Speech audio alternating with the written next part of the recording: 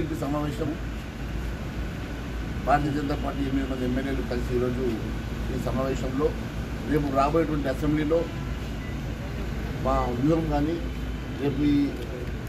అధికార పార్టీ తీసుకునేటువంటి ప్రజా వ్యతిరేక విధానం ఏ రకంగా ఎండగట్టాలనే అంశాన్ని కానీ బడ్జెట్ సమావేశంలో ఏ రకంగా మేము ఎదుర్కోవాలన్న అంశాలన్నింటినీ కూడా ఈరోజు చర్చించడం జరిగింది. తెలంగాణ రాష్ట్రంలో కాంగ్రెస్ ప్రభుత్వంలో గత 7 నెలల నుంచి జరుగుతున్నటువంటి అవినీతి అక్రమాల విషయంలో కానీ మరి ప్రజా గొంతుకై ప్రధాన ప్రతిపక్ష పాత్ర పోషిస్తూ భారతీయ జనతా పార్టీ చేస్తున్నటువంటి ప్రజా ఉద్యమంలో ఏ రకంగానైతే మేము పోరాటం చేస్తున్నామో అదేవిధంగా రేపు అసెంబ్లీ సాక్షిగా భారతీయ జనతా పార్టీ పోరాటం చేస్తున్న సంగతి తెలియదు.